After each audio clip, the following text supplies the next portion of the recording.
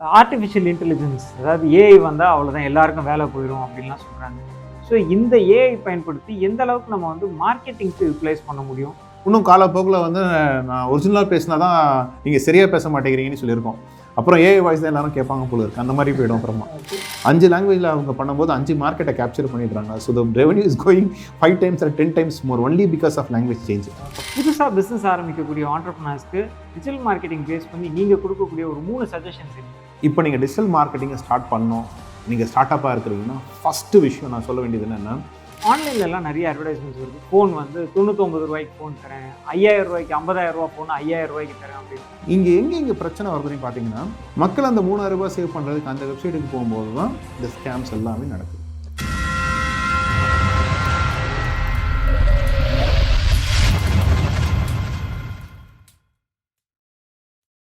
வணக்கம். இன்னைக்கு பிஸ்னஸ் பேசலாம் நிகழ்ச்சியில் நம்ம சந்திக்கக்கூடிய தொழில் முனைவர் யார் அப்படின்னு பார்த்தீங்கன்னா, நம்ம அத்தனை பேருக்கும் தேவைப்படக்கூடிய டிஜிட்டல் மார்க்கெட்டிங் இந்த இண்டஸ்ட்ரியில் 15 வருஷமா இருந்துட்டு இருக்கக்கூடிய பிசிசி மார்டெக் நிறுவனத்துடைய நிறுவனர் திரு முகமது இலியாஸ் அவர்கள். வணக்கம் சார். வணக்கம் சார். சார், உங்ககிட்ட ஒரு முக்கியமான கேள்வி சார் ஆரம்பத்தில். என்னன்னா, நம்மளுடைய சப்ஸ்கிரைபர்ஸ் நிறைய பேர் வந்து பார்த்தீங்கன்னா ஸ்டார்ட் அப், அதாவது ஒரு பிஸ்னஸ் ஆரம்பிக்கணும் அப்படின்னு நினைக்கக்கூடிய அந்த லெவலில் இருக்கக்கூடிய பீப்புள். ஸோ பொதுவாகவே பிஸ்னஸ் ஆரம்பிக்கணும்னு நினைக்கிறவங்களுக்கு என்ன ஒரு சின்ன ஒரு ஸ்ட்ரகிள் இருக்கும் அப்படின்னா, எப்போ ஆரம்பிக்கலாம், இல்லை ஆரம்பிக்கலாமா, ஐயோ ஆரம்பிச்சா தோற்றுருமா, அந்த மாதிரிலாம் நிறைய ஃபியர் இருக்கும். ஸோ நீங்கள் பிஸ்னஸ்குள்ளே வந்திருக்கீங்க, ஆல்ரெடி ஏதோ ஒரு கம்பெனியில் ஒர்க் பண்ணியிருப்பீங்க, ஒர்க் பண்ணிவிட்டு அடுத்த ஒரு பிஸ்னஸ் ஆரம்பிக்கலாம் அப்படின்னு வந்தீங்க. ஸோ அந்த டிசிஷன் எப்படி எடுத்தீங்க சார்? அந்த ஒரு நாள் பற்றி சொல்லுங்களேன். நான் வந்து ஒர்க் பண்ணிட்டு இருந்த நிறுவனத்தில் பார்த்தீங்கன்னா, நான் என்னுடைய ஒரு ஸ்பீடு இருக்கும், எப்போ ஒர்க் பண்ணுறதுல ஒரு ஸ்பீடு இருக்கும். ஸோ எப்போது நான் எனக்குள்ளே ஒரு கொடுத்த ஒரு டெஃபினிஷன், இந்த கம்பெனி விட்டு நான் இன்னொரு கம்பெனிக்கு போகிறது இருந்துச்சுன்னா, இல்லை என்னுடைய சொந்த நிறுவனத்தை நான் ஆரம்பிக்கணும்னா இந்த ஒரு விஷயம் நடந்திருக்கணும், அப்போ தான் நான் வந்து நெக்ஸ்ட் ஸ்டெப் நான் எடுக்கணும்னு சொல்லிட்டு. இல்லை ஃபஸ்ட்டு விஷயம் நான் என்ன எப்போவும் யோசிப்பேன்னா, என்னோட ஃபாஸ்ட்டாக இந்த கம்பெனி இருக்கா, இல்லை நான் இந்த கம்பெனியோட ஃபாஸ்ட்டாக இருக்கேன்னா. ஸோ இப்போ வந்து என்னோட ஸ்பீடு வந்து இந்த கம்பெனியோட ஸ்பீடோடைய அதிகமாக இருக்குன்னா நான் அந்த கம்பெனியில் இருக்கக்கூடாது. So I have to move on for a better company or do something. So that was the thing that I was having in my mind. அந்த மாதிரி ஒரு காலகட்டம் வந்துச்சு. நான் என்னுடைய ஸ்பீடு கொஞ்சம் அதிகமாக இருந்துச்சுன்னு சொல்லி எனக்கு அந்த மாதிரி ஒரு ஃபீலிங் இருந்துச்சு. ஸோ அப்போ வந்து நான் இந்த நிறுவனத்தை ஸ்டார்ட் பண்ணுற ஒரு கட்டாய நிலையில் வந்துட்டேன் நான். ஸோ என்னுடைய ஃபுல் பொட்டன்ஷியலை நான் வந்து எக்ஸ்ப்ளோர் பண்ணணுன்னா எனக்கு ஒரு ஃப்ரீ ஹேண்ட் வேணும், என்னுடைய ஃபுல் பொட்டன்ஷியலை வந்து நான் வெளியே கொண்டு வர முடியும்னு சொல்லிட்டு. ரெண்டாவது ஒரு விஷயம் என்ன முக்கியமாக இருக்குன்னா, ஃபஸ்ட்டு வந்து is okay, it's kind of a logic that I gave to myself. Second வந்து ஃபினான்ஷியலி. ஸோ எனக்கு நான் சொன்ன லாஜிக் என்னென்னா, இப்போ இல்லைன்னா எப்போவும் இல்லை.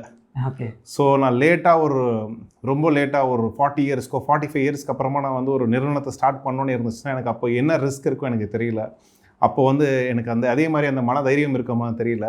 ஸோ அதனால் வந்து இன்றைக்கி நான் ஸ்டார்ட் பண்ணுறதுல வந்து எனக்கு ரிஸ்க் எடுக்க நான் ரெடியாக இருக்கிறேன். ஆனால் அந்த ரிஸ்க்கும் கால்குலேட்டட் ரிஸ்க்காக எடுக்கணும்னு சொல்லி யோசித்தேன்.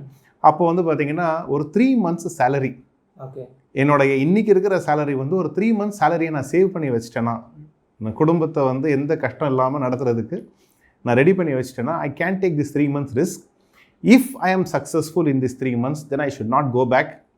என்னோடய ஆண்டர்ப்ரனரியல் ஜெர்னியை வந்து நான் கண்டிப்பாக வந்து அப்படியே மேலே எடுத்துகிட்டு போயிடணும்னு சொல்லி யோசித்தேன். First month was very very testing. அதில் 25th day it was like completely boiling me. 25th day we had one major breakthrough contract that set my mind basically that I should only move forward in this journey. Super. இப்போ முன்னாடிலாம் வந்து பார்த்தீங்கன்னா email marketing அப்படின்னு சொல்லுவாங்க. அதுக்கப்புறமா SMS மூலிமா ஒரு 2 years 3 yearsக்கு முன்னாடிலாம் எஸ்எம்எஸ் மூலிமா மார்க்கெட்டிங் பண்ணுறது ரொம்ப ட்ரெண்ட் ஆச்சு. இப்போ வாட்ஸ்அப் மூலியமாகவே மார்க்கெட்டிங் பண்ணலாம் அப்படின்றாங்க.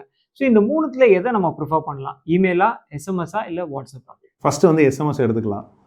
எஸ்எம்எஸ் வந்து பார்த்தீங்கன்னா இப்போ நிறைய உங்களுக்கு எஸ்எம்எஸ் உங்களுக்கே வந்திருக்காது, நிறைய ஸ்டாப் ஆகிடுச்சு எல்லாமே.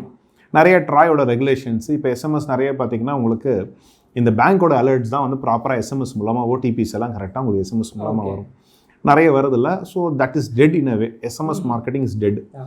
நெக்ஸ்ட் கம்ஸ் டு இமெயில் வரலாம். இப்போ இமெயில் பார்த்தீங்கன்னா எப்படின்னா, இமெயில் மார்க்கெட்டிங் இன்னமும் இருக்குது.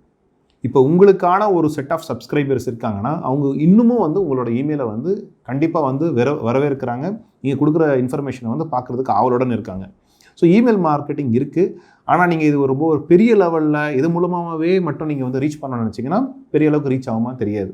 பட் ஆனால் நீங்கள் கண்டென்ட் பேஸில் பிரயோஜனமான கண்டென்ட் உங்களால் ஜென்ரேட் பண்ண முடியும், உங்களோட கம்யூனிட்டியை சர்வ் பண்ண முடியும்னா அப்போ இமெயில் மார்க்கெட்டிங் கரெக்டாக இருக்கும். வாட்ஸ்அப் தாங்க கேமு. வாட்ஸ்அப் தான் கேம். இன்னைக்கு பார்த்தீங்கன்னா வாட்ஸ்அப்பில் 3 விஷயம் இருக்குது. ஒன்று வந்து நம்ம எல்லாரும் யூஸ் பண்ணுற ஒரு பர்சனல் வாட்ஸ்அப். ரெண்டாவது வந்து பார்த்தீங்கன்னா பிஸ்னஸ் வாட்ஸ்அப்னு சொல்லுவோம். அதில் நீங்கள் கேட்லாக் அந்த விஷயங்கள்லாம் நீங்கள் ஆட் பண்ணிக்கலாம். மூணாவது பார்த்தீங்கன்னா வாட்ஸ்அப் ஏபிஐ. வாட்ஸ்அப் ஏபிஐ தான் கேம் சேஞ்சர். இது வாட்ஸ்அப் ஏபிஐனா என்ன? இது வந்து சிம்பிளாக புரிஞ்சுக்கணும்னா, இப்போ நீங்கள் ஒரு டிக்கெட்டை புக் பண்ணுறீங்க மேக் மை ட்ரிப்பில், இமீடியட்டாக வந்து பார்த்தீங்கன்னா ஒரு வாட்ஸ்அப்லேயே வந்து மேக் மை ட்ரிப் லோகோட ஒரு க்ரீன் டிக்னு சொல்லி ஒன்று போட்டிருக்கோம். அஃபிஷியலாகவே மேக் மை ட்ரிப்பில் டேரெக்டாகவே உங்களுக்கு அந்த டிக்கெட் வந்து டெலிவரி ஆகிடுது. ஸோ நீங்கள் வந்து ஃப்ளைட்டை நீங்கள் போர்ட் பண்ணுறீங்க, என்டையர் எக்ஸ்பீரியன்ஸ் முடிஞ்சிட்ட அப்புறம் உங்களுக்கு ஒரு மெசேஜ் வருது, நீங்கள் how do you rate my சர்வீஸ்னு சொல்லிட்டு நீங்கள் சர்வீஸ் ரேட்டிங் கொடுத்துட்றீங்க, ரிவ்யூஸை கொடுக்குறீங்க, எல்லாமே நடக்குது. இந்த வாட்ஸ்அப் ஏபிஐ பார்த்தீங்கன்னா எண்ட் டு எண்ட் சர்வீஸ் டெலிவரின்னு சொல்லுவோம். சே ஃபார் எக்ஸாம்பிள் நீங்கள் ஃபேஸ்புக்கில் ஒரு விளம்பரத்தை நீங்கள் ப்ளேஸ் பண்ணியிருக்கீங்க. ஃபேஸ்புக் விளம்பரம் மூலமாக வந்து ஒரு என்கொயரி வருதுன்னா நீங்கள் அதை வாட்ஸ்அப் மூலமாக கனெக்ட் பண்ணிக்கலாம். ஸோ ஃபேஸ்புக்கில் வர என்கொயரி டேரெக்டாக உங்கள் வாட்ஸ்அப்புக்கு வந்துடும். இது ரெண்டுமே இன்டெகிரேட்டட் ஆகிடும். இதுனா அந்த சேம் மெட்டா கம்பெனி சொல்கிற கம்பெனிகள் மூலமாக தான் உங்களுக்கு ஃபேஸ்புக் இருக்குது, இன்ஸ்டாகிராம் இருக்குது, வாட்ஸ்அப் இருக்குது. ஸோ அதனால் வந்து இது எல்லாமே இன்டெகிரேட்டட் தான். ஸோ நீங்கள் விளம்பரம் கொடுக்குறீங்க, டேரெக்டாக வந்து அந்த விளம்பரத்துலேருந்து வர என்கொயரி உங்கள் வாட்ஸ்அப்புக்கு வந்துடும். அதே மாதிரி யார் அந்த விளம்பரத்தை வந்து கிளிக் பண்ணுறாங்களோ அவங்களுக்கும் ஒரு வாட்ஸ்அப்பில் ஒரு மெசேஜ் போகிறதுக்கான வாய்ப்பு இருக்குது. நீங்கள் கரெக்டாக அதை ப்ரோக்ராம் பண்ணிங்கன்னா வாட்ஸ்அப் ஏபிஐ மூலமாக.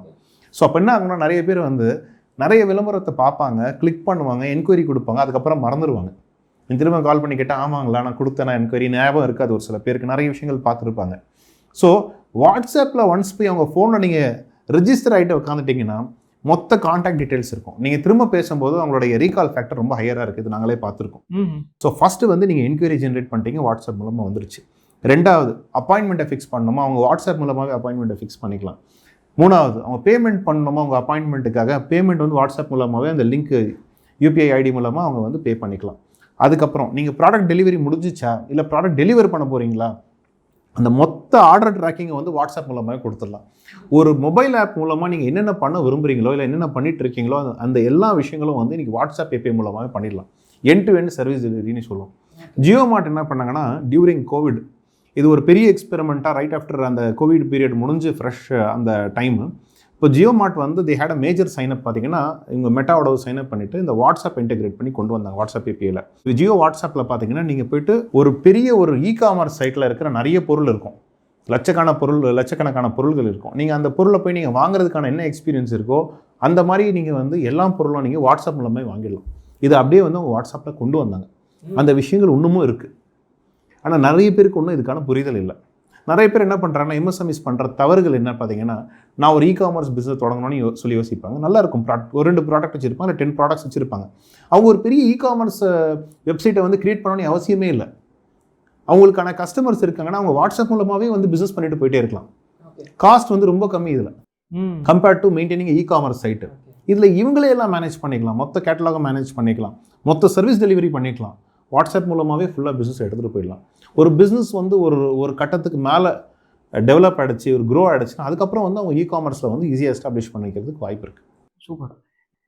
ஆர்டிஃபிஷியல் இன்டெலிஜென்ஸ், அதாவது ஏஐ வந்தால் அவ்வளோதான் எல்லாருக்கும் வேலை போயிடும் அப்படின்லாம் சொல்கிறாங்க.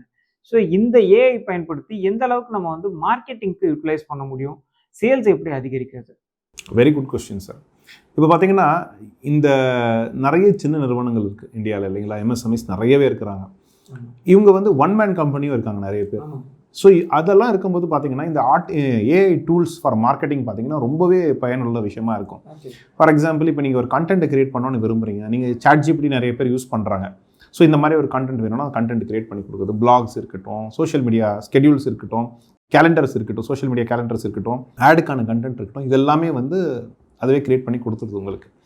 அதே மாதிரி பார்த்தீங்கன்னா வெப்சைட்டுக்கான கண்டென்ட் வேணும், ஒரு 4 வெப்சைட்டை ரிசர்ச் பண்ணி எனக்கு ஒரு கண்டென்ட் கிரியேட் பண்ணி கொடுக்கணும், அதுவே ரிசர்ச் பண்ணி கண்டென்ட்டும் கிரியேட் பண்ணி கொடுத்துருது. அதுக்கு அடுத்த லெவல் பார்த்தீங்கன்னா இன்றைக்கி வாய்ஸ் க்ளோனிங் இருக்குது. சே ஃபார் எக்ஸாம்பிள் நான் பேசுகிற மாதிரியே இருக்கணும், ஓகே, ஆனால் வந்து என்னால் பேச முடியாது, நான் ரொம்ப பிஸியாக இருக்கிறேன், நான் மற்ற ஃபங்க்ஷன்ஸில் பிஸ்னஸ் ஃபங்க்ஷன்ஸில் நான் ரொம்ப பிஸியாக இருக்கிறேன், அப்போ என்னோடய வாய்ஸை நான் க்ளோன் பண்ண முடியும். இன்றைக்கி டூல்ஸ் பார்த்தீங்கன்னா 11 லேப்ஸ்னு சொல்லி ஒரு டூல் இருக்குது. அந்த டூலில் வந்து பார்த்தீங்கன்னா நீங்கள் வந்து உங்களோட வாய்ஸ் அப்லோட் பண்ணிங்கன்னா உங்களோட வாய்ஸ் மாதிரியே அதை வந்து ஒரு டொனாலிட்டி கிரியேட் பண்ணி வச்சுக்கிறது. இப்போது நீங்கள் ஜஸ்ட் டெக்ஸ்ட் கொடுத்தா போதும், அதுவே என்ன பண்ணுது, உங்களுக்கு ஒரு ஆடியோவை வந்து கிரியேட் பண்ணி கொடுத்துருது. ஸோ நீங்கள் பேசவே தேவையில்லை, நீங்கள் ஸ்கிரிப்ட் எடுத்து சாட்ஜிபிடியில் வந்து இதில் கொடுக்க உங்களோட ஆடியோ ரெக்கார்டிங்ஸாக அப்படின்னு நீங்கள் வெளியே எடுத்துகிட்டே வந்துடலாம், உங்களோட பாட்காஸ்ட்டை ரெடி பண்ணிக்கலாம். ஸோ நிமிஷங்கள்லாம் வந்து பார்த்தீங்கன்னா நீங்கள் ஒரு மாதக்கணக்கான கண்டென்ட்டை ரெடி பண்ணிடலாம். இது வந்து ஒரு விஷயம். அதுலேயே பார்த்தீங்கன்னா உங்களுக்கு வந்து உங்களுடைய டார்கெட் ஆடியன்ஸ் வந்து சே ஃபார் எக்ஸாம்பிள் ஜப்பானில் இருக்கிறாங்க, இல்லை வேற ஒரு நாட்டில் இருக்காங்க, அந்த நாட்டோட மொழி உங்களுக்கு தெரியல. இந்த டூல்ஸ் என்ன பண்ணுதுன்னா மோர் தென் 100 லாங்குவேஜஸ் சப்போர்ட் பண்ணுது. ஸோ நீங்கள் பேசுகிற மாதிரி இருக்கணும். ஆனால் நீங்கள் ஜப்பானீஸில் பேசணும்னா எப்படி இருக்கும்? நீங்கள் டெக்ஸ்ட் மட்டும் கொடுத்தா போதும் இங்கிலீஷில், அதுவே வந்து ஜாப்பனீஸ்லேயோ சைனீஸ்லேயோ இல்லை ஸ்பானிஷ்லேயோ நீங்கள் எந்த லாங்குவேஜ் சொல்கிறீங்களோ அந்த லாங்குவேஜில் அந்த கண்டென்ட்டை கிரியேட் பண்ணி கொடுத்தோம். அதை வந்து உங்களுடைய கரெக்டான அவங்களுடைய டார்கெட் ஆடியன்ஸ்க்கு நீங்கள் வந்து அனுப்பிச்சி விட்டுடலாம். இது கனெக்ட் ஆகுங்களா பீப்புளோட? 70 to 75% மேட்ச் இருக்குது. 70 to இப்போ ஓரளவுக்கு நல்லா வந்துருச்சு டூல்ஸ். முதல் மாதிரிலாம் ரொம்ப ப்ரிமிட்டிவாக இல்லை, ஓரளவுக்கு இன்றைக்கி இருக்கிற இந்த டூல்ஸ் எல்லாம் கொஞ்சம் மெச்சூராக இருக்குது. 70 to 75% is a good match actually. இன்னும் காலப்போக்கில் வந்து நான் ஒரிஜினலாக பேசினா தான் நீங்கள் சரியாக பேச மாட்டேங்கிறீங்கன்னு சொல்லியிருக்கோம். அப்புறம் ஏஐ வாய்ஸ் தான் எல்லாரும் கேட்பாங்க போல இருக்குது, அந்த மாதிரி போய்டும் அப்புறமா. ஸோ இதுலேயே பார்த்தீங்கன்னா இன்னொரு டூல் இருக்குது, ஹேஜென் அப்படின்னு சொல்லிட்டு. இந்த டூல் வந்து பார்த்தீங்கன்னா கம்ப்ளீட்டாகவே வந்து வீடியோ க்ளோனிங். ஸோ உங்களுடைய பெர்மிஷன் வாங்கி அந்த சாஃப்ட்வேர் கம்பெனி என்ன பண்ணுது, உங்களை மாதிரியே ஒரு க்ளோன் பண்ணிடுது. ஸோ அந்த க்ளோன் பண்ணி அவங்க வந்து வச்சுக்கிறாங்க. அதுக்கப்புறம் நீங்கள் வந்து ஒன்லி டெக்ஸ்ட் கொடுத்தா போதும், நீங்களே பேசுனீங்கன்னா எப்படி இருக்குமோ உங்களோட வாய்ஸோட மாடுலேஷனோட அதே உங்களோட பாடி லாங்குவேஜோட அதை வந்து அப்படியே ஒரு வீடியோவை உங்களுக்கு கிரியேட் பண்ணி கொடுத்துருது. ஸோ இதை வந்து நீங்கள் ஃபார் எக்ஸாம்பிள் நீங்கள் எந்த லாங்குவேஜில் வேணுமோ நீங்கள் வந்து உங்களுடைய அவுட்புட் எடுத்துக்கலாம். எதுக்கு இது தேவை அப்படின்னு பார்த்தீங்கன்னா, ஃபார் எக்ஸாம்பிள் நான் ஃபஸ்ட் எல்லாரையும் ரெக்கமெண்ட் பண்ணுறது வந்து அவங்களுடைய ஃபிசிக்கல் ஃபார்மில் வந்து அவங்க வந்து வீடியோஸ் பண்ணுறதை நான் ரெக்கமெண்ட் பண்ணுவேன். That's the first priority. ரெண்டாவது ப்ரியாரிட்டி, சே ஃபார் எக்ஸாம்பிள் நீங்கள் ஒரு நாள் இல்லை, நீங்கள் பிஸ்னஸ் ட்ராவலில் இருக்கிறீங்க, ஆனால் நீங்கள் ஒரு கண்டென்ட் வந்து நீங்கள் ரிலீஸ் பண்ணணும்னு நினைக்கிறீங்க, அப்போ அந்த மாதிரி டைமில் வந்து இந்த மாதிரி சாஃப்ட்வேர்ஸ் வந்து யூஸ் பண்ணிக்கலாம். ரெண்டாவது, நீங்கள் இன்னொரு லாங்குவேஜில் ஃப்ளூவெண்ட்டாக பேச முடியாதுன்னு வச்சுக்கோங்க. உங்களுக்கு தெரிஞ்சது ஒரு லாங்குவேஜோ 2 லாங்குவேஜோ 3 லாங்குவேஜோ இருக்கலாம். நீங்கள் இன்னொரு சில லாங்குவேஜஸில் பேசணுன்னா இது வந்து ஒரு எஃபெக்டிவான டூல். ஏன்னா ஒரு சில பேர் we know the lot of geniuses and experts in India, அவங்களோட கண்டென்ட் வந்து இன்னொரு லாங்குவேஜில் இல்லாமல் போகிறதுனாலேயே அவங்களுக்கு ஒரு பெரிய மார்க்கெட்டை அவங்க லூஸ் பண்ணிட்டு இருக்காங்க. இன்றைக்கி நெட்ஃப்ளிக்ஸ் இருக்கட்டும், இல்லை இந்த சேனல்ஸ்லாம் இருக்கட்டும், இன்றைக்கி என்ன பண்ணுறாங்கன்னா ஒரு கண்டென்ட்டை வந்து 5 லாங்குவேஜில் அவங்க பண்ணும்போது 5 மார்க்கெட்டை கேப்சர் பண்ணிடுறாங்க. So the revenue is going 5 times or 10 times more only because of language change. ஒரு லாங்குவேஜை சேஞ்ச் பண்ணுறதுனால நெட்ஃப்ளிக்ஸோட ரெவன்யூ 5 மடங்கோ இல்லை 10 மடங்கோ வந்து அதிகரித்து போயிட்டு இருக்கு. இதுக்குன்னா அவங்க அந்த டிரான்ஸ்லேஷன் சர்வீஸ் கரெக்டாக அதை கொண்டு வரதுனால.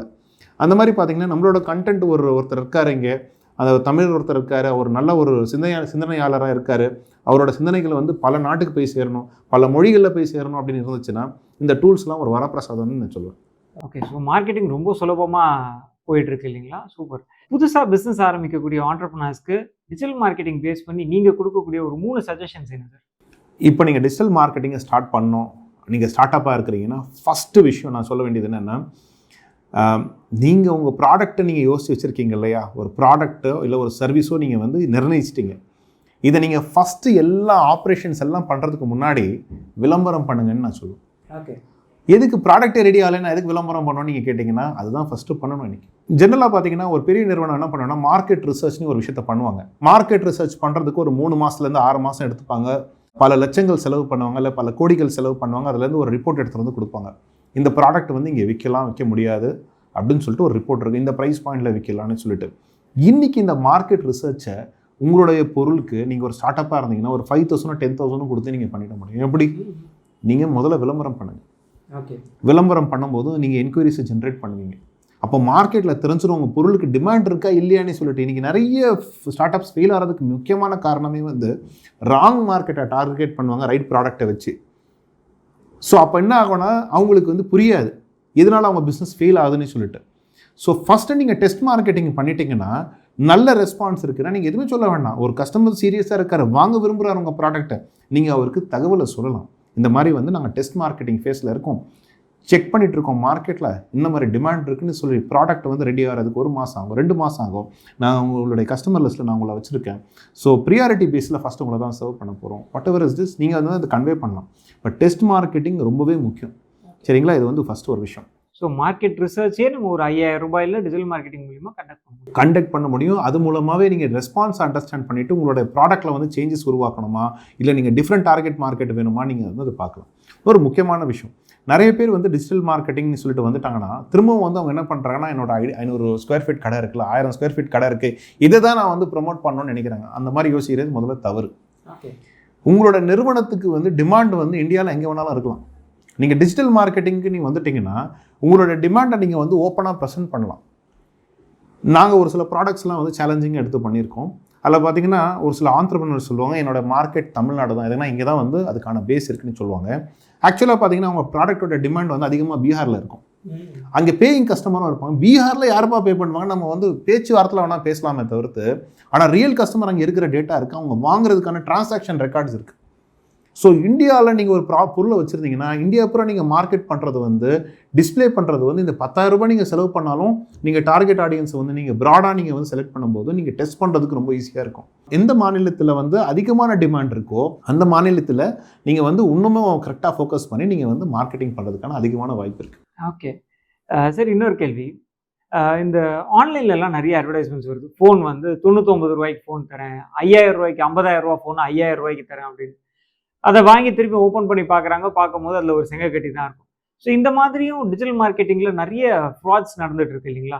இதுலேருந்து கஸ்டமர் தன்னை பாதுகாத்துக்கிறதுக்கு என்ன பண்ணுங்க? Very correct sir. நிறைய ஸ்கேம்ஸ் நடந்துருக்கு டிஜிட்டல் மார்க்கெட்டிங்லேயும். ஸோ இதே விளம்பரங்களோட டெக்னிக்ஸை யூஸ் பண்ணி ஒரு சில ஸ்மார்ட் அன்எத்திக்கல் பீப்புள் அவங்க என்ன பண்ணுறாங்க, இந்த மாதிரி விளம்பரங்களை ரெடி பண்ணிவிட்டு இந்த மாதிரி மக்களை வந்து லியூர் பண்ணுறாங்க.